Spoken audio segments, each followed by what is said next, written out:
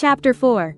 The kitchen island had been taken over by Colin, and taken over might be a bit of an exaggeration. Because to make snow ice cream apparently only really required a large bowl and 3 ingredients: snow, a can of sweetened condensed milk, and vanilla extract. As Colin measured out 8 cups of snow into the large bowl on the counter, I peeled back the lid of the can of condensed milk. "You can pour that in if you'd like," Colin said, nodding his head at the can of condensed milk. I poured the condensed milk into the large bowl in front of Colin. I could feel his beautiful blue eyes on me as I did. I looked over at him. He quickly darted his eyes downward at the bowl and began to mix the snow and condensed milk together. I could see the muscles in his throat in motion just before he asked, "Can you add in a teaspoon of vanilla extract?" I added the teaspoon of vanilla extract to the large bowl as Colin continued to mix the 3 ingredients together. I watched him closely, not being the least bit shy nor embarrassed at taking him in like he was moments ago. I found it both confusing and electrifying that Colin Carter was being bashful towards me all of a sudden.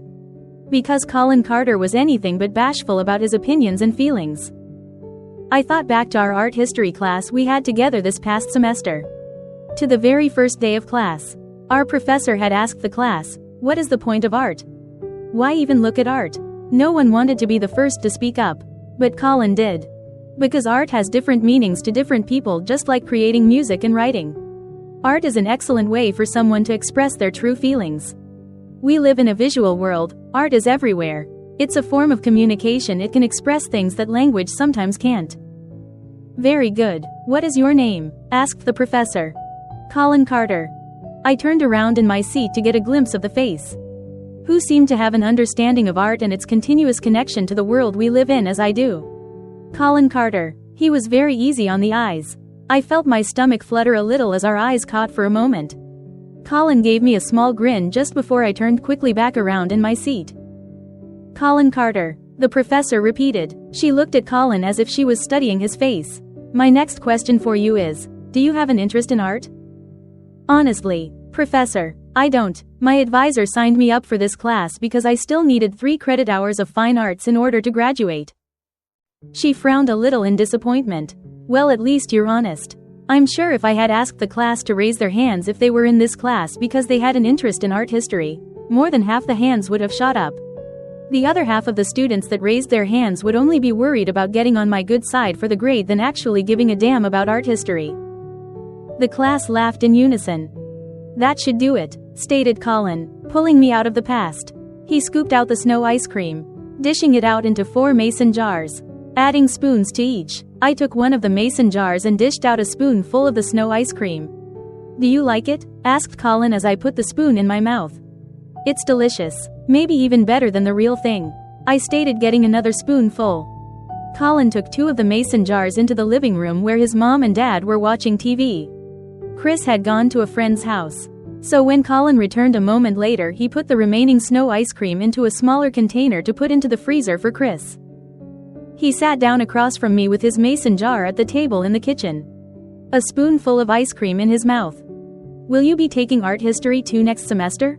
I asked, still thinking about the first day I saw Colin Carter in class. He took the spoon out of his mouth before he answered, "I don't know. I was only really taking it to get my last fine arts credit, but..." He trailed off, looking up at me. His alluring blue eyes were like a wave in the ocean to my heart. If my schedule will allow it, I might just take it. There was something very captivating in the class that I'd hate to miss out on.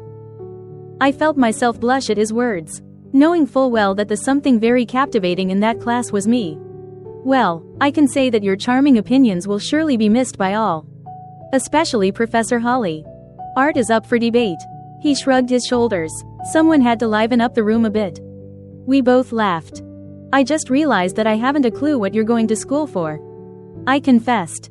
"You'd think we would have covered that on the 3-hour car ride we spent together. Then again, I do recall half of that ride you weren't even speaking to me." "Hey, I had my reasons." He laughed. "I'm majoring in accounting. I have 3 more semesters, then I'll probably end up going to law school," stated Colin, his voice sounding a little exasperated at the end. I furrowed my eyebrows together. "I'm going to take it that you don't want to go to law school?" He pushed up the sleeves of his white long-sleeved shirt, shifting in his seat. "It's a little more complicated than that. I think I do want to go, but at the same time I'm not sure if I really want to go anymore. He breathed out. My grandfather has his own law firm. Way before Chris and I were born. My dad used to work for him, and one day he decided he was tired of it all. So he quit law and went into banking.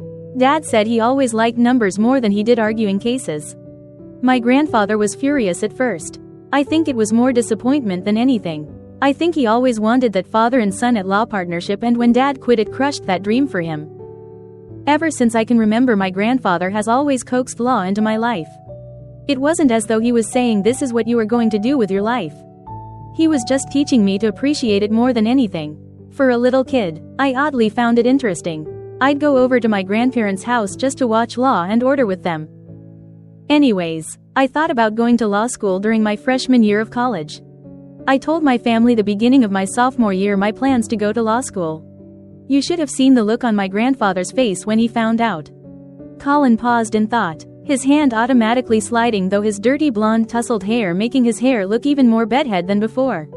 After everyone found out, after I made the idea official, everyone started making it into a big deal. My grandfather started telling all his friends and work partners that his grandson was going to follow in his footsteps.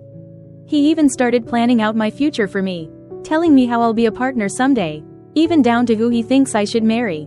I know it's kind of stupid for me to feel like this, but now because it feels like I'm expected to go to law school and everything is being decided for me. I don't know if it's really my decision to go or if I'm doing it now to make everyone happy. And I also don't know if I just think I don't want to because I'm secretly terrified of failing out of law school and disappointing my grandfather. Does that make sense? I nodded. It makes complete sense. To me it sounds like you actually do want to go to law school. And you're talking yourself out of going because you're afraid of disappointing your grandfather and also wanting to be a little rebellious out of the fact that he is trying to tell you what to do now. But if you found it interesting as a kid and really thought about it as much as you said you did before you told everyone, in your heart, you must really want to go. I mean, you were so set on it so much you felt the need to tell everyone. I paused. Have you talked to your grandfather about how you feel? How you feel like you don't have a say in your future now? Colin shook his head. I'm not telling you what to do. But maybe it would be a good idea to talk to him about how you really feel. He breathed out. Yeah, maybe. We both fell silent. I wasn't sure what to say to Colin to make him feel better. I wanted to tell him that no matter what he decided, anyone that truly cared about him, included myself, could never be disappointed in him.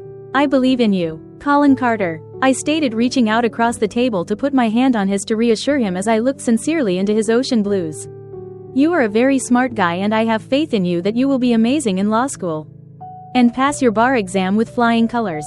I paused. Just know that I'm here for you and support you no matter what you decide to do. If you do go, just don't let it squash your kind and humble personality. I added teasingly. Colin's lips formed into a little grin at my teasing remark.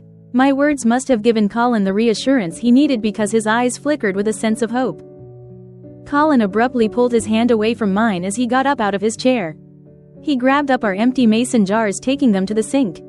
You're going to school for art history, right? Yeah, how did you know? I asked, surprised that he already knew what I was majoring in.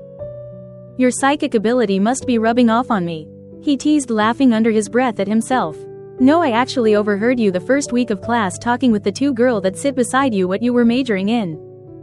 Way to eavesdrop, I teased. I'm actually thinking about changing my major to English instead. I'm not sure how well or far a degree in art history will get me. I won't worry about that too much. If you like art history, you should continue with it, with what you're passionate about. He paused as if he wasn't sure he should be putting in his 2 cents. But since you are worried about it, have you thought about double majoring? Or changing it to a minor instead? I bit my lip. Yeah, I have thought about it, but I'm a little worried I won't be able to handle the workload and I'm going to have to get a job soon. I breathed out. Can we talk about something else? I know you just spilled out all your fears about school and your future.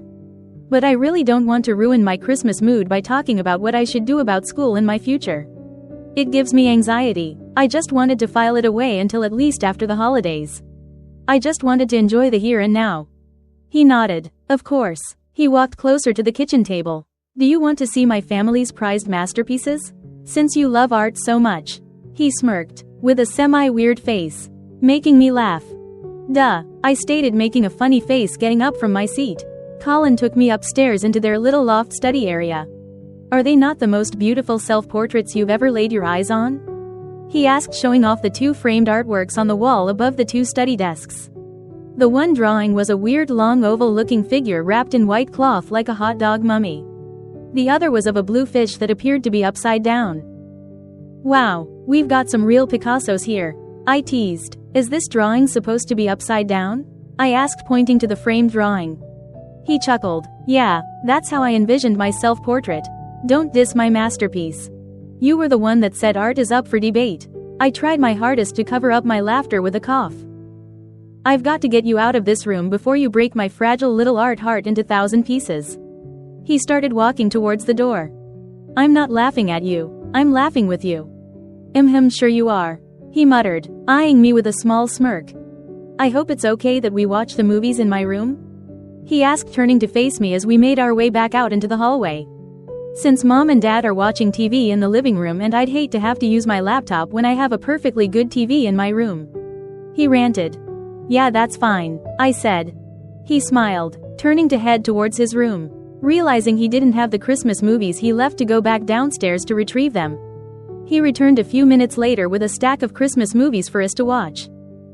Propping one of his pillows up, I sat down on his unmade bed as he grabbed his top favorite Christmas movie out of the stack to put into the DVD player. Once he was done, he plopped down beside me on the bed. We sat there on his bed in silence while the movie began. A few minutes into the movie, Colin paused the movie, turned his head to look over at me as he spoke. I know you don't want to ruin your Christmas mood, but I just want you to know that if you ever need someone to talk to or need anything at all, you can always come to me. You know that, right? I tilted my head to gaze over at Colin, studying him. Are you sure you want to make such a big promise to someone you barely know? I mean, you say that now because you've got Sweet Anne. But when we start back to school, I could turn into Bitchy Anne and you'll regret making that commitment. Colin laughed under his breath at me. Bitchy Anne, is that the same as No Coffee Anne? Because if that's the case, I think I'll take her. I laughed with the wickedest grin I could make. We will see about that, I said teasingly, reaching over, taking the remote control out of Colin's hand to unpause the movie. Colin didn't protest. He only shook his head, looking at me with a weird half-smirking, half-wondering expression on his face. What? I asked, a small nervous laugh escaping me along with it. Why are you looking at me like that? Colin reached up, tucking a strand of my blonde hair behind my ear that had fallen into my face as I was reaching for the remote. After he tucked the strand behind my ear, he let his hand linger on the side of my face. My breath caught at his lingering touch. His ocean blues taking me in like the tide of the ocean, stopping abruptly on my lips. I don't know, Colin muttered, his eyes still on my lips as he spoke. I guess that's just how my face looks when I'm looking at a girl who I think is the most beautiful, unique, and genuine person I've ever met. My heart began to beat faster. It felt like it was going to jump right out of my chest. The longer the seconds passed, the louder my whole body screamed at Colin to make his move. The sound of Colin's phone chimed through the room, ruining our almost moment. Colin pulled away to see who was calling. I could see his whole body tense up. His jaw clenched as he saw who was calling. Instead of answering his phone, he turned it off, placing it on the nightstand beside the bed. He cleared his throat as if doing so would not make the moment any less awkward than it had been. Shall we unpause the movie? He asked, pointing to the TV, his eyes lost in thought. I wasn't sure who had just called him, but whomever it was made Colin anxious. He tried not to let his anxiousness show in front of me, but I could tell it had, and I pretended like I didn't notice, nor did I pry into it. After a while, Colin's anxiousness started to wear off and he was back to his old laid-back self for the remainder of our Christmas movie marathon night. Chapter 5. I Need Your Help.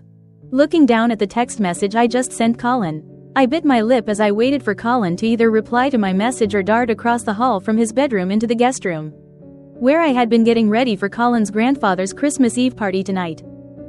I needed help zipping up the green dress Colleen had bought me the other day at the mall.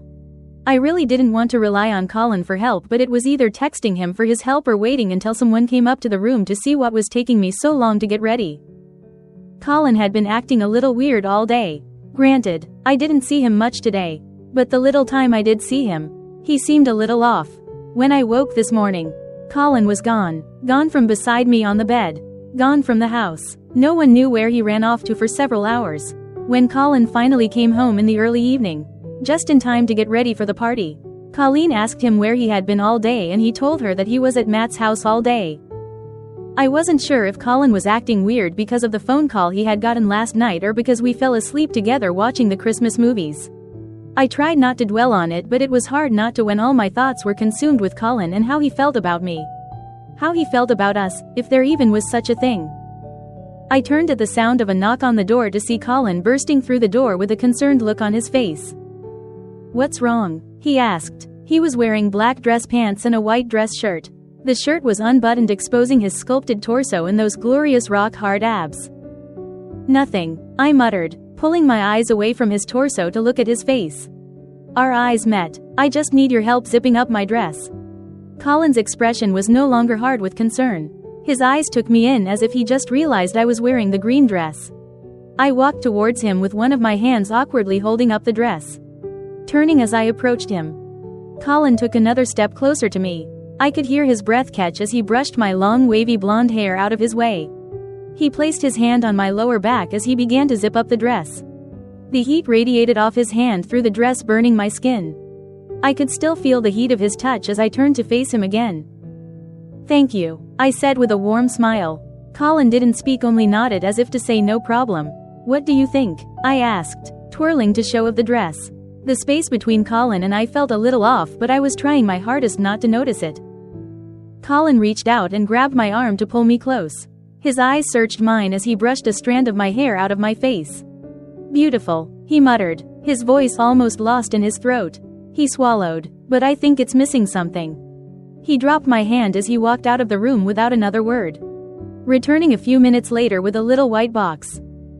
He swallowed, both his hands grabbing the white box. "Sorry, it's not wrapped." He unglued his eyes from the box to look at me as he handed it to me. The little white box was not a brand new white box. In fact, it was more browned with age. I opened the box to reveal a beautiful gold bangle bracelet. The bracelet was designed with red roses, and surrounding each of the flowers were beautiful detailed gold leaves. "It's beautiful." It was my grandmother's. Colin grabbed the bracelet out of the box, placing it around my left wrist. "Colin," I breathed out, looking down at the bracelet now on my wrist. I shook my head. I couldn't possible. It was her favorite piece of jewelry my grandfather ever gave her. Colin stated, cutting me off. Right before she died, she gave it to me and said I should give it to someone special. Not just anyone, but the one. Colin clasped his hand into mine. His eyes blazed with reassurance. "Yes, you can. I want you to have it. Anna Bobana, are you ready yet?" asked Chris as he walked into the room. His expression turned into an evil smirk as he saw Colin and I both took a step back from each other like we were guilty of something. "We are all ready when you are, Anne," Chris stated, walking back out of the room still wearing that evil smirk. "Though, Colin, you may want to button your shirt before coming downstairs." My stupid eyes automatically went to Colin's exposed torso. Colin quickly started to button up his shirt. We didn't speak as I put on my gold pumps before we headed downstairs to join the rest of the Carter family. We had been at Colin's grandfather's house for a little over a half an hour now. It didn't take us as long as I thought it would to get to his grandfather's house. They were practically neighbors, well, as neighborly as you can get when you live out in the country, I guess. The house was beautiful. It was more of a small mansion than a house, but still felt warm and cozy when you walked in instead of cold and dreary. I felt awkward when we first came to the house and Colin introduced me to his grandfather. I was expecting this old mean-looking guy, but he was nothing like that. He was a really nice guy, who kind of reminded me of Colin and Chris's dad. When Colin introduced me to him, I still awkwardly hid my left hand with Colin's grandmother's bracelet. I wasn't sure how he would react to his grandson giving a complete stranger, at least to him, his wife's favorite bracelet, that he had given her. "You should go talk to her," I said, taking a sip of the sparkling cranberry lemonade punch. Chris had been throwing glances at this pretty strawberry blonde every so often when he didn't think anybody was watching. It was cute, because when he wasn't looking I saw the strawberry blonde glance over at him. "Talk to who?" asked Colin, making his way back over to Chris and I. "Nobody." Chris narrowed his eyes at me. "Nobody? Huh? That's an interesting name," Colin teased. Chris looked back over at his brother. He breathed out with a little irritation in his voice as I bit my lip, trying not to laugh at what Colin had just said. Colin jerked his head towards the front door. His face instantly filled with dread. I followed his gaze, my eyes landing on a beautiful brunette wearing a gorgeous red mermaid-laced long evening gown with a V-cut neckline. She wore bright red lipstick that looked like they matched the shade of her dress perfectly. Taking my eyes away from the brunette to look back at Colin, whose face was still filled with dread as he loosened his tie. "I need a drink," Colin muttered before he practically sprinted out of the room. "Who's that?" I asked Chris, nodding my head at the brunette as if Chris wouldn't know who I was asking about. He frowned and looked in the direction Colin had disappeared to before he spoke. "That's Celeste, Colin's ex." My heart sank, my mouth opened shaping into a big O. I meant to say "oh," but no words came out. Of course she was his ex. It made perfect sense. How stupid can you be, Anne? Was it Celeste that had called Colin last night? It would explain why he didn't want to pick up and why he was being a little odd last night and today. She's a real peach. I didn't think she was going to be here. Why did they break up? I asked. The words were out of my mouth before I had a chance to shove them back down. It was none of my business. It's complicated. Of course it was. If I were a decent brother I wouldn't tell you anything. Tell you that's a question Colin should answer himself. But I think I'm starting to like you more than I like my own brother. He laughed. And that's saying a lot. Because I like my brother. I half laughed, half smiled at Chris, eager to hear what he was about to tell me. A long story short, Colin and Celeste were basically junior high school through high school sweethearts. Our families were pretty close. When we were little, before Colin and Celeste actually started dating, they used to always talk about how grand it would be for them to grow up, fall in love, and get married, how it would unite our families. Plus, I don't know if you've noticed, but everyone's first name begins with the letter C in the family. They all thought it would be cute for Colin and Celeste to keep up the letter C tradition. Anyways, I guess all the talk and all the teasing stuck because one day during the summer before they started 7th grade, he went up to Celeste and kissed her in front of everyone. She pushed him down. He looked up at her and asked her to be his girlfriend. She replied, "Well duh," and walked away. From that moment on they were together. "What happened?" I asked, cursing myself for being so nosy. "You sure don't have much patience. Do you?" he teased. During their senior year of high school that's when things got complicated. They were on and off again the whole year. They broke up right before they left for college. I'm not sure who broke up with who. Whenever I tried to ask Colin, he would never give me a straight answer. He would just say that it was a mutual breakup. I think it had to do with Celeste going to college in California and Colin wanted to go to college closer to home, and it maybe even had something to do with the bracelet, he said, his eyes on the rose bangle bracelet on my left wrist. I looked down at the bracelet Colin just gave me. His grandmother's favorite bracelet. He never gave her the bracelet. Did he? Nope. He paused. Anyways, the real drama started 2 Christmases ago. During Colin's freshman year of college. She came back for Christmas break. Weaseled her way into Colin's life again. She can be very manipulative. When she wants to be. When she went back to California, she started being distant towards Colin. Like she didn't want anything to do with him. Now that she was back at school, Colin ended up finding out that she had a boyfriend in California and was only really using him as a Christmas fling. Are you serious? I thundered, a little too loudly because a few curious eyes looked in our direction. I shook my head in disgust. Our grandmother gave me her favorite brooch given to her by her mother. In case you were wondering. He smirked with a little laugh. What 21st century gal is going to want to wear a brooch? Chris teased, veering the subject away from Colin and Celeste. One that's not weirded out by you calling her a gal. Do you think she'll wear a brooch? He asked, nodding his head to the blonde. You won't know until you find out, I replied, finishing off my glass of punch. I'll take that for you, stated Chris, grabbing my empty glass before I could protest. Do you want another? Sure, thanks, I replied without really caring if I had another drink or not. I smirked to myself watching Chris ambled out of the room a few feet behind the strawberry blonde. Without either of the guys to entertain me, I wandered around the party. I felt a little out of place without either Chris or Colin with me. I had no clue who any of these people were, and I wasn't about to try and start up a conversation with any of them. I decided to wander in the direction the guys had gone, towards the kitchen in hopes of finding Colin. Just as I was about to cross over the threshold into the next room, Colin appeared out of nowhere in front of me. I stopped abruptly before I collided into him. Sorry, He chuckled under his breath, sounding the least bit sorry that he almost collided with me. I was just coming to look for you, I said, noticing he didn't have a glass in either of his hands. Change your mind about the drink? Oh, no, I got one, two actually. He flashed me a warm smile as his eyes caught something above our head. I looked up to see what he saw. Mistletoe. Mistletoe was hanging above our heads with a red ribbon tied around it. Colin's smile was even wider once I took my eyes off the mistletoe to look back at him. Colin's eyes dipped to my lips, making my lower stomach flip for him.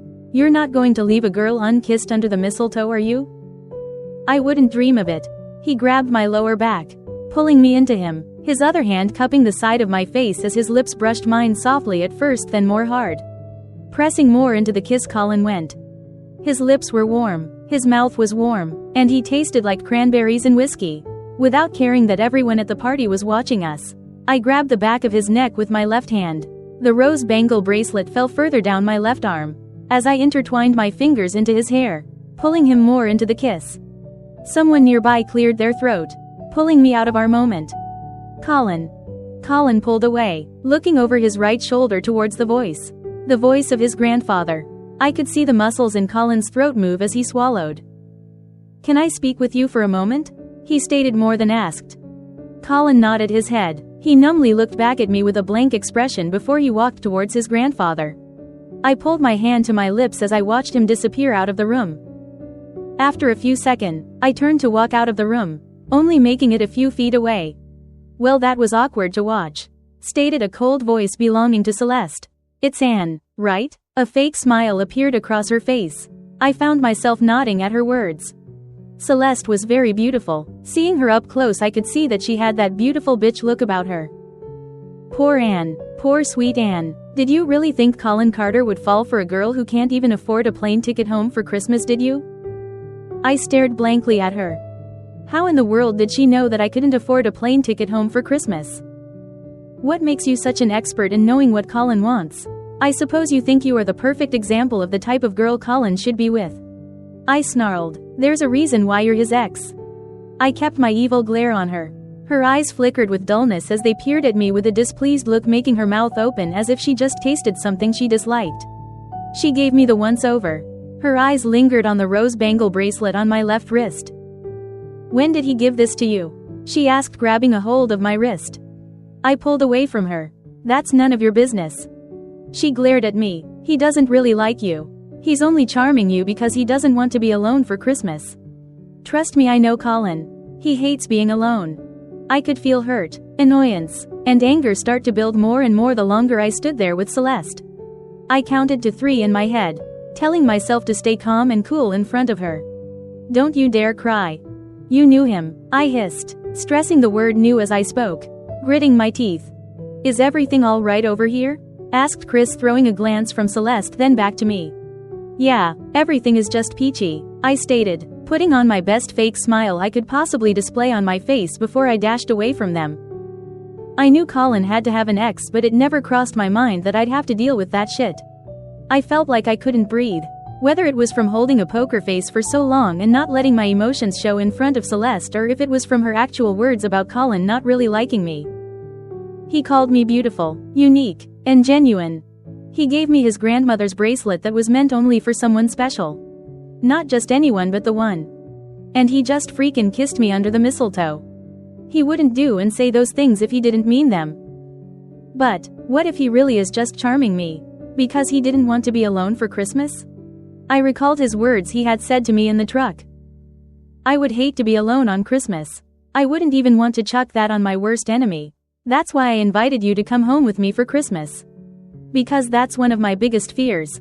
I hate the idea of being lonely and ending up alone. I shook my head. I couldn't think about this right now. I needed to get away from the party.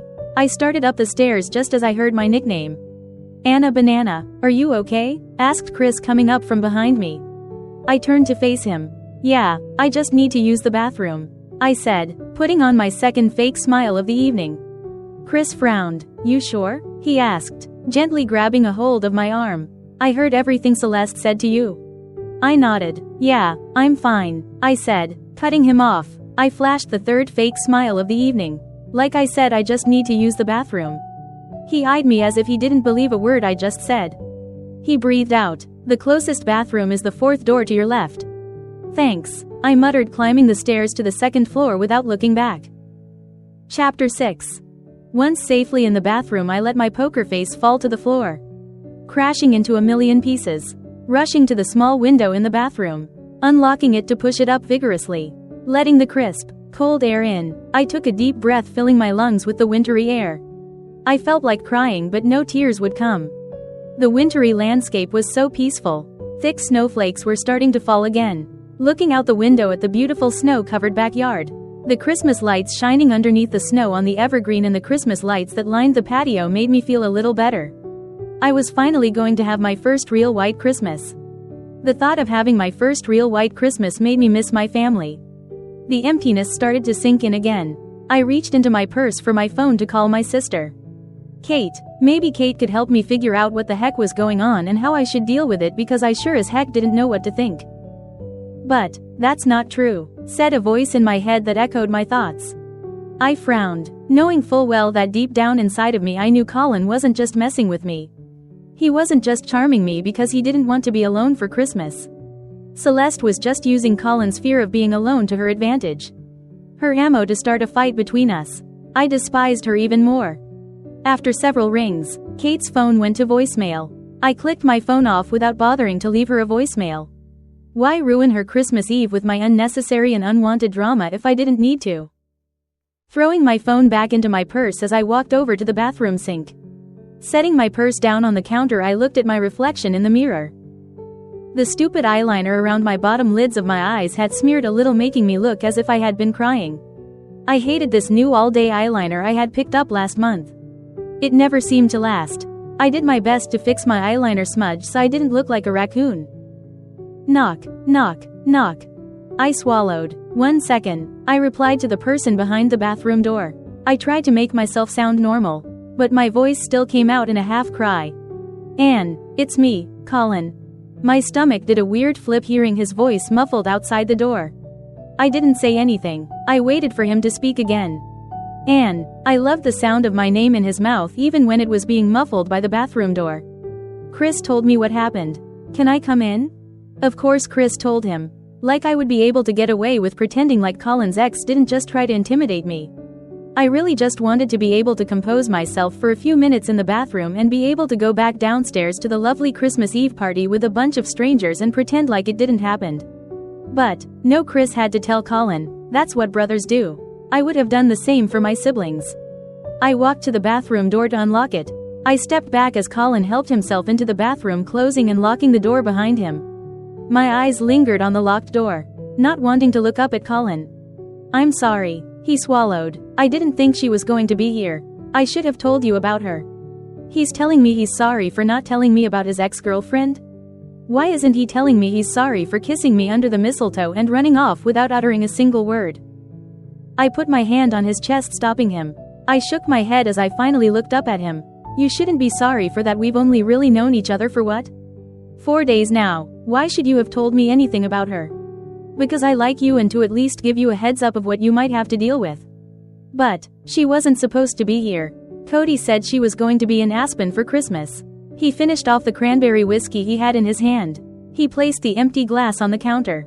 He breathed out. I know how conniving she can be, and now I think she feels threatened by you because she knows I really like you. He gave me a small smile. The bracelet told her as much. I never gave her the bracelet. I returned his small smile. I know, I confessed. Chris told me. He nodded, realizing his brother told me about his past. He cleared his throat. Chris told me how you handled yourself pretty well with Celeste. He smirked, proudly. I'm sure Chris made the incident sound more badass than it really was. Colin chuckled, his laugh making me follow pursuit. Our eyes met as Colin stepped closer to me. He hesitated for only a moment before his hand reached up into my hair. Stroking his hand down through my hair. You're right, I shouldn't be apologizing for Celeste. What I really should be apologizing for is kissing you and then leaving you stranded under the mistletoe. He admitted, gripping my hip, pushing me back against the bathroom counter. I inhaled sharply as my back hit the counter. My heart pounded in my chest. It was pounding so loud it was the only thing I could hear. Then apologize, I demanded, letting my eyes fall from his alluring blue eyes to his kissable, biteable lips. Colin's hand cupped the side of my face as his mouth crashed down on mine, taking away my ability to breathe. He pulled back. His ocean blues blazed with a wicked gleam as if he wanted more. But his expression on his face said a different story, like he wanted to explain everything a little more. Here and now. But I couldn't stand another minute without his lips on mine, because his lips are like paradise. Like Christmas, and I can't get enough of it. I gripped the back of his neck, wanting more of him. Colin lifted me up onto the bathroom counter, using his body to effortlessly push my legs apart. I wrapped my legs around him. His mouth traveled from my mouth down to my neck, kissing my neck softly, making my whole body quiver against his touch. I've been wanting to kiss you, Anne, ever since that first day of art history class, when you turned around in your seat and our eyes met for the first time. He whispered, his breath hot against my neck. I fell in love with those beautiful forest green eyes before I even knew your name. His mouth found mine again. We both fell into a fiery, needy kiss. I found my hands automatically pulling, tugging on his black tie to loosen it. Colin understanding what I was doing and took control, loosening the tie and taking it up and over his head, throwing it to the floor. At the same time, I reached for the first button on his white dress shirt. I unbuttoned his shirt completely, stripping it off, letting it fall to the floor. My hands explored his beautiful sculpted torso as his hand moved from my waist, sliding down to my leg, stopping at my knee before sliding up under the hem of my dress. He gripped my leg and pulled me closer into him. My phone chimed throughout the room, making me instantly hating whomever was calling me. Colin pulled back. His breath was heavy. He rested his head on my forehead, his hand still gripping my leg. You should get that. It might be one of your book boyfriends calling you to wish you a Merry Christmas. He teased. His head dipped to kiss me one more time on the lips. I laughed while hitting him playful in the chest before reaching over to grab my phone out of my purse. Without glancing down at my phone to see who was calling me, I answered it. Hello. Merry Christmas, Anne, belted Kate. My eyes widened and my heart sang a few feet at the realization that this wasn't just a phone call but a video call. I didn't know what to do other than talk to her. Merry Christmas, Kate. How's everyone doing? Good. Mom and Dad miss you not being here. Do you want to talk to them? No, I yelled. I cleared my throat, looking up at Colin. His face lit up with a wicked grin. I'll call them tomorrow. I could feel my face burn hotter and hotter.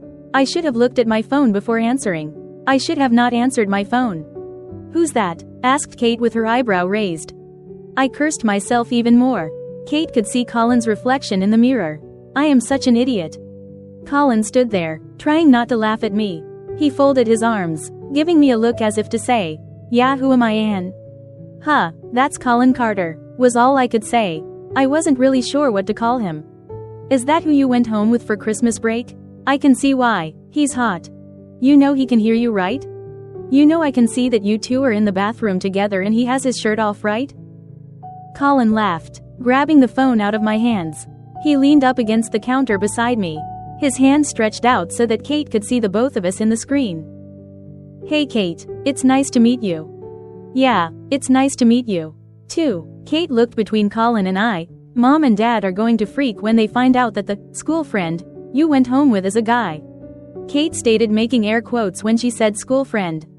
Kate, it's not a big deal. It's not? Asked Colin, turning to face me, his face full of confusion. I made a face at my wrong choice of words. That's not what I meant. I reassured Colin. Yeah, that doesn't look like a big deal to me, muttered Kate. I'll talk to you tomorrow, Anne. Don't have too much fun tonight. I rolled my eyes at Kate. It was nice to meet you, Kate, stated Colin with a warm smile. Oh, the pleasure was all mine, replied Kate before she ended our video call. We both chuckled as I clicked off my phone. I pushed off the counter to retrieve Colin's shirt, tossing his shirt at him before retrieving his tie. Can I ask you something? You just did, he teased. I made a face. I know it's none of my business, so you don't have to tell me if you don't want to. But why did your grandfather want to talk to you? It was about you actually. His eyes looked up at me as he started buttoning up his white dress shirt. Why you were wearing my grandmother's bracelet? Oh, I whispered. I thought back to the conversation Chris and I just had. How Colin and Celeste had a complicated past. How Colin never once in the years they were together ever gave Celeste his grandmother's bracelet. I thought about how angry Celeste was at the sight of the bracelet on my wrist. The bracelet had so much significance to everyone. I realized how wearing the bracelet must have looked to Colin's grandfather. It probably looked as though Colin had given me the bracelet to wear to make Celeste upset. To get back at her for what she did. I would have thought the same thing. My hand automatically going to the bracelet to take it off. "Don't take it off," he said reassuringly. He was a little confused. "Well, maybe a little more surprised to see you wearing it. That's all." I made my actions clear. "It's all good. Now, nothing to worry about." He smiled. "Do you want to get out of here?" "Out of the bathroom?" "Yes. I mean get out of here as in the party. We can tell my parents that you're not feeling well and go back to the house." Pulling the bathroom window down and locking it, I walked back over towards Colin. "Is this because you want to kiss me more or because you want to hide away?"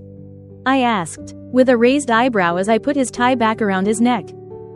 He pulled me into him. "Mostly because I want to kiss you more. But I do want to get out of here away from everyone. But I don't want your mom to hate me. Your parents bought me this beautiful dress only to wear it for a few hours. I know that's my whole point. We must get you out of that ridiculous dress before my head explodes or something way worse," he teased. "Oh, shut up," I muttered, feeling my cheeks getting hot. I grabbed Colin's tie around his neck and began to fix it. "I just want to have a good time in this beautiful dress. Maybe talk a cute guy into a dance or two. I don't think that's asking too much. Do you?" I asked, with a flirtatious smile. Colin laughed. "You haven't seen the cute guy dance before. You might be rethinking your course of action after you see him dance. I'm sure he's a terrific dancer, he's just never had the right partner before." "You might be right," Colin replied, leaning into me. His lips pressed against my ear. "Just remember where my lips could be while we are pretending to be having a good time when all we really want to be doing is this." He kissed me deeply, passionately, and with tongue, his tongue teasing, caressing mine, making my whole body scream for him. He pulled away, walking towards the door. He unlocked it and yanked the door open without looking back. Once out in the hallway, he turned to see if I was coming. He smirked at the sight of me, still glued to my spot. "Come on, Anne. Anna Bo Bana. Banana Fana Fo Fana. Me my Mo Mana. Anna." I grabbed my purse as I walked out of the bathroom, rolling my eyes at Colin. "Please, for the love of bananas, not you too." Colin laughed as he put his arm around me. "I can't help it. It's kind of catchy." It was well past midnight when we came back to the house from the Christmas Eve party. My feet were pretty tired from all the dancing Colin and I did. Colin was a big fat liar. He was a great dancer. Even better than myself. Just another thing about him that made me like him even more. I took of my gold pumps, tossing them to the floor as I flopped down on the bed. Still in my green dress, I looked up to the ceiling with a big goofy smile on my face. Tonight was amazing, minus the whole ordeal with Colin's ex. But still, it was magical. I was replaying tonight in my head as a quiet knock came to my door. I bolted upright with excitement. I practically ran to the door, still wearing the ridiculous, stupid, big goofy smile on my face. My face fell a little in disappointment as I opened the door to see Chris standing in the hallway. I looked past him at Colin's closed door behind him. "Thanks for that warm greeting," Chris muttered, noticing my disappointment. "Sorry. You forgot your purse downstairs. I thought you might want it, since it probably has your phone in it." Chris handed me my purse and left without another word. "Thanks," I muttered as I watched him go down the hall towards his room. Colin's door flew open. He stood in his doorway with only sweatpants on. It sure doesn't take that boy long to get out of his clothes. "What's going on?" he asked, leaning up against the doorframe, his eyes taking in the green dress. "Nothing. I forgot my purse downstairs." I held up the purse to show Colin. "And Chris brought it up."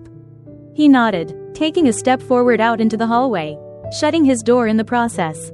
He pushed past me into my room. "What are you doing?" I asked, my voice sounding like a cawing crow. I nervously bit my lower lip. Colin trying his hardest not to laugh at me. "I'm being a gentleman by helping you out of your dress." Colin's cool, ocean blue eyes blazed with desire. Whatever Colin was thinking right now was not the thoughts of a gentleman. My mouth went dry. I felt tongue-tied and shy all of a sudden. My eyes couldn't stop looking at Colin's half-naked body. He motioned for me to turn around with his pointer finger. So I twirled. Once I was facing away from him, he stepped even closer to me, grabbing up my blonde hair, pulling it over my shoulder out of his way. He unzipped my dress. His mouth brushed the back of my neck. leaving kisses as he trailed up to my ear. My breath caught at the touch of his hot breath lingering on my ear. "Good night, Anne," Colin whispered into my ear, sending a tingly feeling throughout my whole body. I quickly turned around to face him to protest, but when I was fully turned around facing him I was tongue-tied and shy again. But my eyes were definitely not tongue-tied or shy as they took in Colin's half-naked body. Wishing he would stay. Colin, hesitantly, took another step backwards, his back hitting the door. He grinned as he placed his hand on the doorknob. Holding up the top of my dress I hurried over towards him, planting a soft kiss on his lips. "Good night, Colin," I replied as he turned the doorknob and stepped out into the hallway. I watched him slip inside his room, biting my lip because I could still feel his lips on my neck and how he tasted in my mouth. I finished taking off the dress, slipping into my flannel pajamas before I went into the bathroom. I loved the girl in the reflection in the mirror. She looked so full of love. She looked happy. I couldn't stop staring at her as I took off my makeup for bed. Chapter 7. Christmas morning finally arrived. My thoughts were instantly flooded with thoughts of Colin the moment my eyes flew open at the sound of someone knocking on my door energetically. "It's open," I yelled to whomever was knocking on the door, secretly hoping it was Colin. A few seconds went by and they still were knocking energetically at the door and then alternating from my door to Colin's door across the hall. It had to be Chris. I sighed, throwing up the comforter and sheets to answer the door. Chris was just about to pound on the door again when I had opened the door, and at the very same time, Colin had opened his door. A smile appeared automatically at the sight of Colin. He was still in his sweatpants, but he had put on a blue hoodie. "It's about time," Chris complained with excitement in his voice. "Seriously, Chris, it's 6:30, grumbled Colin, rubbing his eyes and leaned on his door for support. "Yeah, so? It's Christmas. Come help me make Christmas pancakes," Chris chimed as he turned to head down the hallway and down the stairs. "He gets a little bit excited about Christmas," Colin explained, watching his brother leave. "Just a bit," I replied with a yawn. Colin took me in as I finished yawning with a big grin on his face, knowing I'm not a big fan of mornings. "Merry Christmas, Anne," Colin said, his eyes flickered with desire. My stomach fluttered at the sound of my name on Colin's lips. "Merry Christmas, Colin," I replied, wondering if hearing his name on my lips made him just as stir-crazy. I tried my hardest to ignore the flicker of desire in those beautiful ocean blues as I turned to go back into my room. "Where are you going?" asked Colin, stepping out into the hallway. I turned to face him again with my hand on my door. "I'm going back to bed for a few more hours." "Aw, come on, you don't want to miss out on Christmas pancakes. Chris can make some pretty delicious gingerbread pancakes with a side of bacon." I pretended to think about it. "We'll get some coffee and you'll be good as new." "Coffee," I exclaimed, making my eyes wide. "You should have started with that," I teased. Colin laughed. "I'm going to use the bathroom and I'll be down. I'll get the coffee brewing for you," Colin replied, jamming his hands in the front pocket of the hoodie and began to walk down the hallway. I really didn't need to use the bathroom, I just used it as an excuse to freshen up. I grabbed my bra before I went into the bathroom to brush my teeth and run a comb through my hair. The smell of coffee, bacon, and gingerbread filled my lungs the further I walked down the stairs towards the kitchen. "Smells good, guys." I flopped down on the nearest chair. Colin handed me a Santa mug full of coffee. "Just the way you like it." "Thank you. What more could a girl ask for?" Colin's mouth curved into a wide smile. Chris chuckled to himself. "Just wait until you try my pancakes. You'll be in love with me too." Chris flipped a pancake into the air. It landed perfectly back onto the frying pan. Colin threw an evil glare at his brother before looking back at me with a half-apologetic, half-embarrassed corner smile. Colin left me at the breakfast table to attend to the bacon. "Did you wake up Mom and Dad?" asked Colin. "Yeah, right before you got down here. They said they would be out in a bit," Chris replied. Chris flipped 2 pancakes onto a plate. "Anne, how many pancakes do you want?" "2 is good for now." "Bacon?" asked Colin with a raised eyebrow. "Absolutely." I watched Colin walk over with the pan of bacon to the plate Chris was building. He placed a couple strips of bacon on the plate. "You're forgetting something." "What?" Chris looked over at his brother as if he said something disgusting. Colin sat the pan back down on the stove before rummaging through the refrigerator. "Merry Christmas, everyone," Colleen said, full of excitement, walking into the kitchen. She was fully dressed, wearing a Christmas sweater with a snowflake design and jeans. Merry Christmas, the three of us replied in unison. It smells wonderful in here. She grabbed a plate and began to make her own plate of food. Mom, Chris grumbled, I'll do that, just go sit down at the table with Anne. Well, okay then, Colleen replied, walking over to the table, rolling her eyes jokingly with a smile. A few minutes later, Colin brought over our plates. Just as Mr. Carter walked into the kitchen. Smells like bacon, I hope you saved me some, he teased. He walked over to grab himself some coffee. I looked down at the plate in front of me with a laugh. Chris had arranged the pancakes to look like a snowman with a strip of bacon, as his scarf on the side was a candy cane that was made out of slices of strawberries and bananas. I picked up one of the slices of bananas. Really? This must have been what Colin was referring to when he told Chris he was forgetting something. Chris and Colin both started laughing at their little inside joke they had on me. Colin threw me a wicked grin, shrugging his shoulders. I had to. After we ate our delicious breakfast, we all headed into the family room to open presents. Mr. Carter, Charlie, began to stack wood on the grate within the fireplace to start a nice warm fire. Colleen began passing out the plaid and burlap stockings that had been hanging from the mantel off the fireplace. And this one is for you, Colleen chimed as she handed me the last of the red and green plaid burlap stockings. For me? I asked, dumbfounded and completely tickled pink. It made me feel like I belonged. Like I was a part of the family and not just crashing their Christmas. Why, of course it is. She smiled warmly. Thank you, that was very thoughtful of you, I said, full of joy. Chris, Colin, and I dug through our stocking to see what little goodies we had. Within my stocking was nail polish, lip balm, lotion, body wash, chocolate, and other candies, a beautiful blanket, scarf, and a gift card for a spa and salon. We are going to have a spa day next week. I hope that's okay? Colleen had been watching me go through my stocking goodies. That's more than okay. You didn't need to do that. Really, you guys have done enough for me as it is. I looked at each one of them, my eyes landing on Colin for a little longer than everyone else. Taking me in and letting me crash your Christmas. The dress, and now this. I'm speechless and beyond grateful. Thank you. It is our pleasure, Mr. Carter stated with a kind and warm smile. Colleen nodded her head, agreeing. I love having you here. It was fun shopping for a girl for once. Geez, Mom, thanks a lot, that makes me feel really special, said Chris, giving his mom a teasingly grim look. She waved off her son. Oh, you know I love you. Eager for everyone to open the presents I got them, I went under the tree and started passing them out. I was excited to give Colin his presents, especially the Captain Obvious mug I had made him. I had quickly made the mug yesterday morning when Colin had mysteriously disappeared for most of the day. I was a little upset and confused by his weird behavior, but it had given me time to make the mug. I had written Captain Obvious in blue using the special oil-based markers, and I drew different nautical symbols: anchor, steering wheel, captain's hat, seagulls, whale, compass, and a few squiggly waves all around the rest of the mug. Oh sweetie, you didn't need to get us anything, stated Colleen as I handed her a Christmas gift bag. I wanted to, I replied with a warm smile.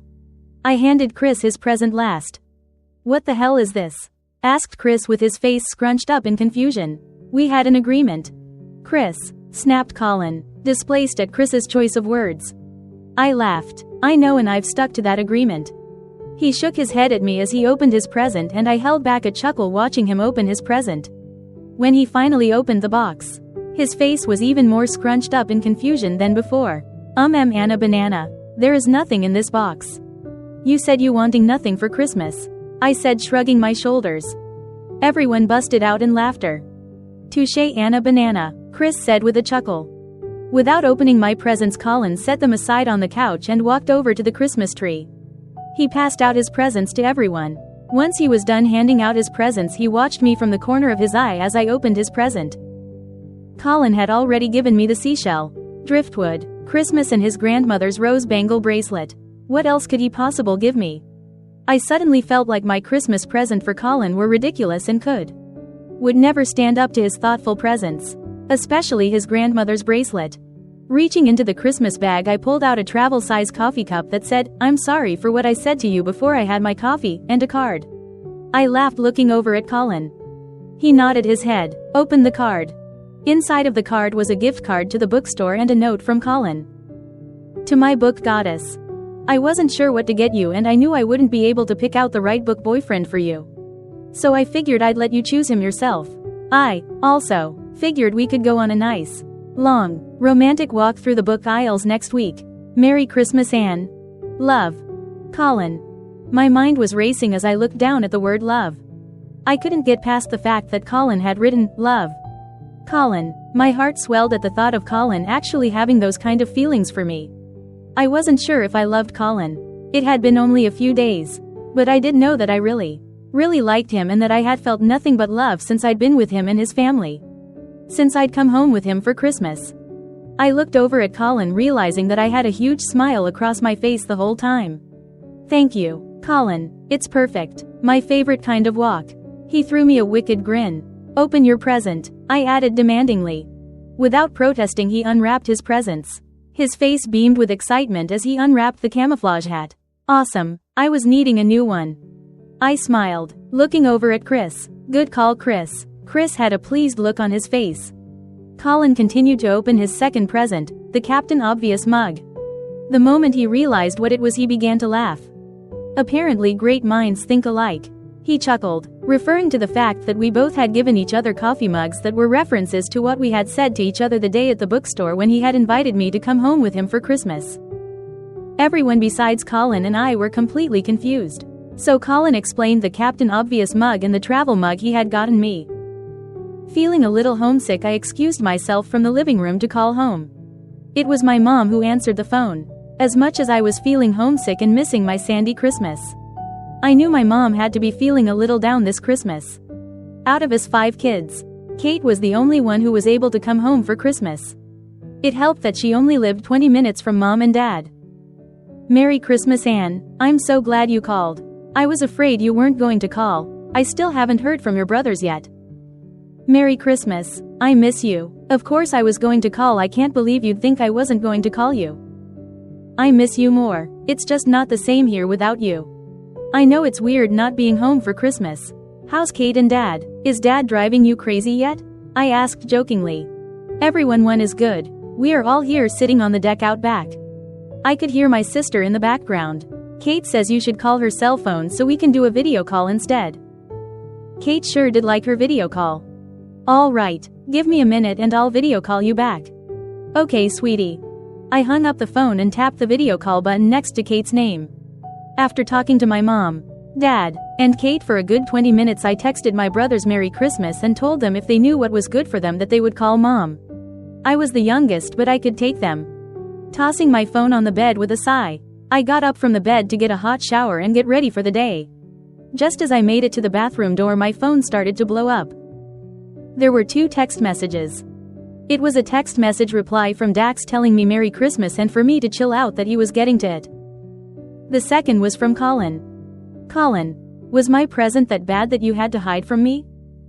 Me, yeah. Colin, did you hear that? That was my heart breaking into 1,000 pieces. Me, I hear duct tape can fix anything. Colin, I guess we'll find out. Me, I'm going to get a shower and then I'll be down. Colin, I'll be here taping my heart back together. I tossed my phone back on the bed to get my shower. Once I had finished my shower, I dried off and changed into a cozy red sweater embroidered with reindeer and black leggings. I walked over to the bed to put on my cozy wool gray socks, picking up my phone to see if my other brothers texted back yet. I saw 3 text messages. 2 were from my brothers, Gavin and Tom. The third was from Colin. Colin, meet me under the mistletoe. What mistletoe? I hadn't noticed any mistletoe hanging around the house as part of Colleen's Christmas decorating. I finished getting completely ready, doing my hair and makeup before I replied. Me, what mistletoe? Waiting for Colin to respond, I picked up Colin's grandmother's bracelet, placing it around my left wrist with a smile. It sure was a beautiful bracelet. I know Colin said he wanted me to have it, but I felt like I couldn't possibly accept something that was an heirloom. I was going to have to talk to him about it. Colin, the one I'm standing under. Colin, don't worry, when you come out you won't miss it. Winking face. Looking at my reflection in the bathroom mirror one last time before I began my adventure to find this so-called mistletoe. I didn't have to look far. Colin was leaning up against the frame of his bedroom door with his arms crossed. Above his head hung mistletoe. Told you you won't miss it. He smirked, uncrossing his arms from his chest and unattached himself from the frame of the door. He had changed from his sweatpants and hoodie into a red and gray flannel and jeans. He looked just as good in flannel as he did in a suit. A small laugh escaped me. Looks like you did a fine job of taping your broken heart back together. I teased, stepping closer to him. For now, my heart is as fragile as Humpty Dumpty. If this dose of mistletoe doesn't work on you, I don't know what I'll do. About the only thing you can do. Hope that all the king's horses and all the king's men can help put you back together again. I'd rather hope that a beautiful, blonde, book goddess named Anne Banana Moss could help put me back together again. I'll give it my best. If the duct tape doesn't work, I'll be sure to try the hot glue. We both laughed. My middle name's Marie, by the way. Colin's perfect lips formed into a grin. Anne Marie Moss. Colin spoke my name as if he was trying it out, and boy did I love hearing my name come out of his mouth. I took another step closer to him so that we were both under the mistletoe. Colin wrapped his hand around my waist and pulled me even closer. Anne Marie Moss. He cupped the side of my face, running his thumb across my bottom lip. You don't know how glad I am that you decided to come home with me for Christmas. If you hadn't, I wouldn't have the pleasure of being here under the mistletoe with you. It wasn't a hard decision, I just followed my heart. I'd gladly spend my Christmas under the mistletoe with you, then staring at 4 white walls. Rethinking every horrible decision I've ever made. Especially my decision to come home with you for Christmas.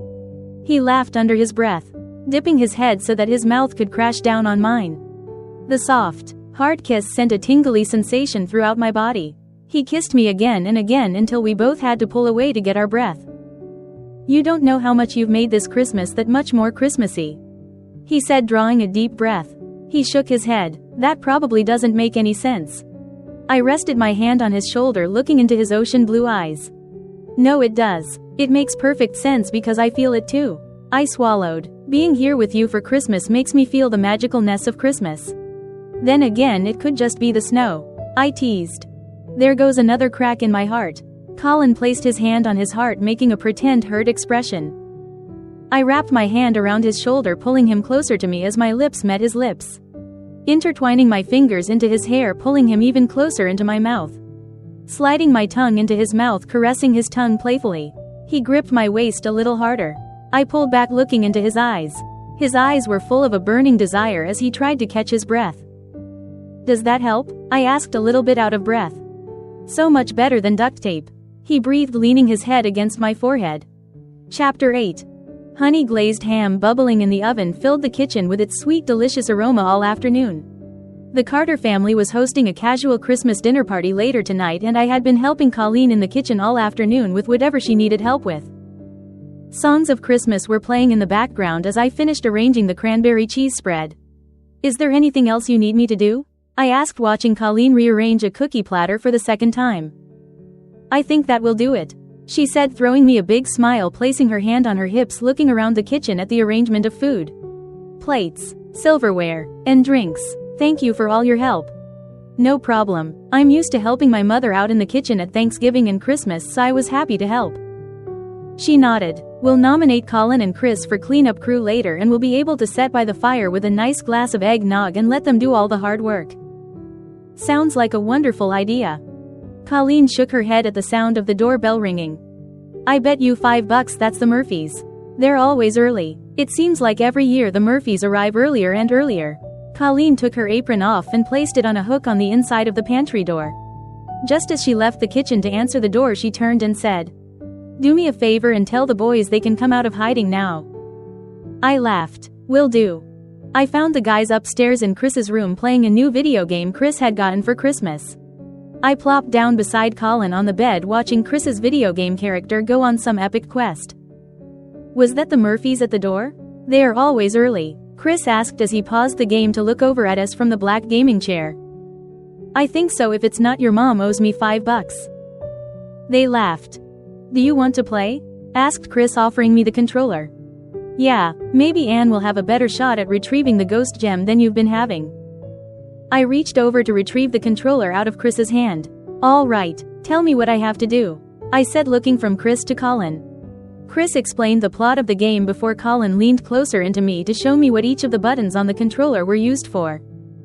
A good 45 minutes later, I had successfully retrieved the ghost gem and was starting my third quest when Colleen came into the room to yell at us to come join the party.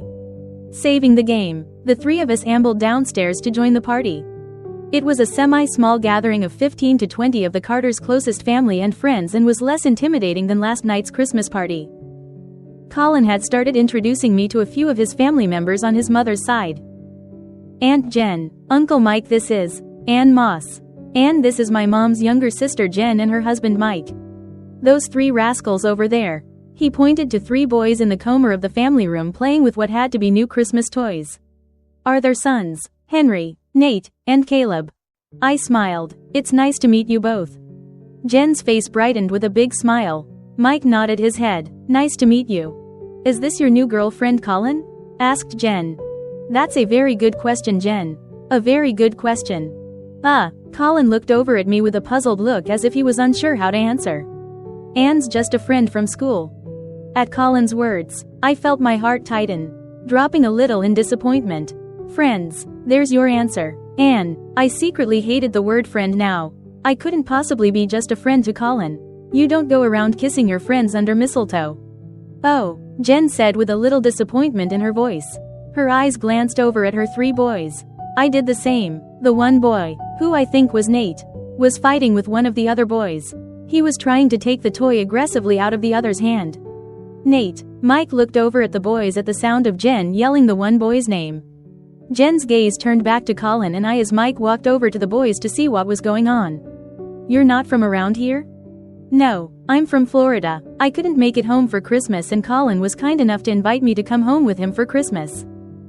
Jen smiled looking over at Colin. He sure is. Sometimes I think he's a little too kind for his own good. We both looked over at Colin, who looked like he was a mile away, his face a little downcasted as if something had irritated him. Without really paying attention to us, Colin excused himself and left the room. Confused as I was, Jen made an apologetic smile before she continued to talk. Florida, huh? How are you liking this white Christmas? It a little bittersweet for me. I miss the warm weather and being with my family. But at the same time I've always wanted to have a white Christmas. Is this your first Christmas away from your family? Yeah, it's a little hard, but the Carters are making it a little less miserable. I'm sure it beats being stuck at school by yourself for the holidays. I nodded in agreement, baffled by Colin's behavior and wanting to talk to him about this, just being friends, thing. I excused myself from Jen's presence to find Colin. Have you seen Colin? I asked Chris walking into the kitchen. He was helping himself to a glass of Christmas punch. He shook his head no, handing me the glass of punch he just filled. I frowned. Thanks, I said, taking a sip of the punch. He breathed out. Come on, I'll help you look for him. He's probably hiding upstairs, Chris stated, motioning me to follow him out of the kitchen. I started to climb the stairs, not paying too much attention to the muffled voices I could hear coming from upstairs. Chris was slowly but surely following behind me now, as he had gotten distracted by Caleb showing off his new toy Santa had brought him for Christmas. Halfway up the stairs, my body froze dead in its tracks at the sound of my name. I held my breath, hearing Colin's muffled voice becoming clearer. Colin chuckled. You know what? You're right, Celeste. You know me so well. My heart fell down into my stomach at the realization that Colin and Celeste were talking privately and about me. I didn't even realize she was going to be here tonight. Was this why Colin was acting weird again? I just felt sorry for Anne. I don't have any feelings for her.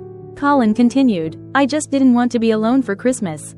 I'm only using her for a Christmas fling, just like you used me 2 years ago. Colin's words came out flat. I couldn't believe the words I was hearing. I couldn't possibly be hearing Colin right. Could I? I couldn't think. The air around me seemed to vanish as I tried desperately to breathe. It felt like all the air in the room had been sucked out, causing me to panic for air. I forced my legs into action back down the stairs, almost spilling my punch in my hand. Without fully thinking straight, I located my boots, frantically putting them on without really caring if I spilled my punch. What's wrong? Asked Chris, seeing how frantic I looked as he came into the foyer. I didn't answer. Instead, I shoved my punch glass into his hand before running out the front door. Anne, Chris yelled after me. Crisp, cold, wintry air filled my lungs, making it impossible for me to breathe again. I didn't stop running until I was certain that Chris hadn't followed me. I looked up into the night sky, breathing in and out. Snow had begun to fall again. I stuck my tongue out to catch a snowflake. It didn't take long before I started to feel chilled. I cursed at myself for coming out here. How stupid can you be, Anne? I was too embarrassed to go back to the house, but I knew if I didn't soon I would freeze to death without a coat on. I shrugged my shoulders at myself. At the very least, I would come down with a cold. I could live with that price for not having to go back to the house for a little while longer. For the love of Christmas, Anne, you are going to catch a cold out here. I looked over my shoulder to see Colin approaching me with a coat in his hand. I looked forward with my arms crossed, not wanting to speak to him. He stopped standing beside me. He breathed out. At least put the damn coat on, he demanded, offering me the coat. I took it, putting it on, instantly feeling warmer. We stood there in complete silence for what felt like an eternity before Colin decided to break the silence. Anne, I don't know what all you overheard.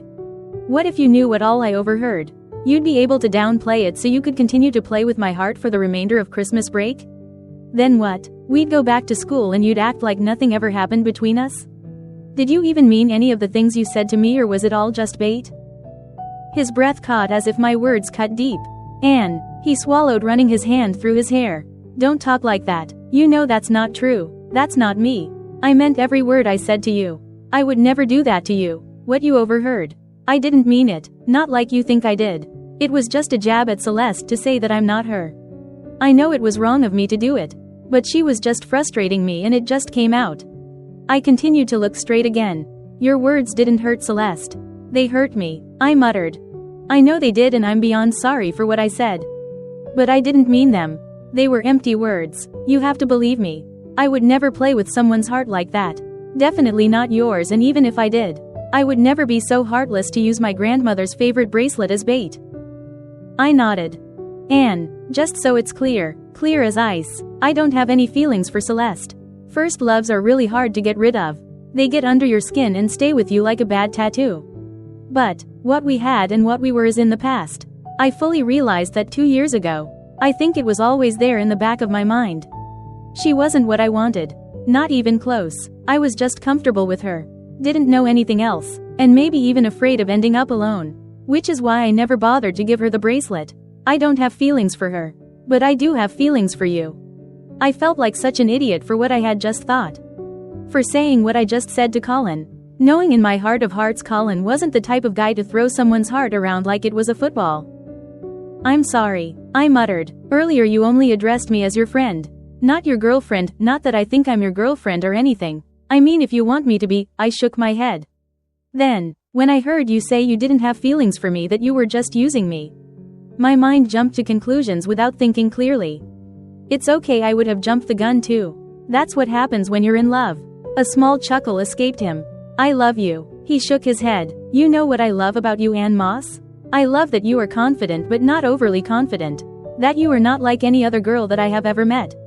I especially love that you are not easily intimidated by jealous ex-girlfriends, nor do you put up with their bullshit. You love me? He laughed. Is that all you heard? Colin gently grabbing my upper arms, as he turned his body so he was fully facing me now. His eyes locked in on mine. I felt at home looking into those eyes. An ocean of blue. He cleared his throat, taking my left hand into his, intertwining our fingers together. I only addressed you as my friend because I didn't know if you wanted to be addressed by anything else. I mean, it took some serious convincing for you to finally agree to us being friends. He held back a goofy smile, trying to be serious. Anne Marie Moss, will you be my girlfriend? And not just for Christmas, but for every day after that? He reached into his coat pocket and pulled out something evergreen. A big smile washed over my face, realizing it was mistletoe. Do you always carry mistletoe with you wherever you go now? I asked teasingly, holding back the urge to laugh. Of course, but only because I don't want to miss a good opportunity to kiss you under the mistletoe. My eyes dipped down to his lips, waiting, wondering when he was going to stop talking and just kiss me. Are you going to answer my question? What? I asked, pulling my eyes away from his lips back up to his eyes. Oh, yeah, I giggled. Yes, Colin Chase Carter, I'll be your girlfriend. Not just for Christmas, but for every day after that. Satisfied with my response, he lifted his hand with the mistletoe above our heads. The hand intertwined with mine pulled away only to grab my waist, pulling me in for a kiss. The kiss was warm and soft, filling my whole body with a warm, tingly sensation, making me forget that I was ever even cold. Colin pulled his lips from mine. I didn't want him to stop kissing me. I could stand out here forever kissing him if I could. But Colin didn't want us to freeze to death. Plus, he promised to make me a warm cup of coffee if we went back inside. How could I say no to coffee? As we walked back, hand in hand, I couldn't help but feel blissful. I was full of love, that wonderful, magical feeling Christmas gives you. It was the Christmas of love. The end.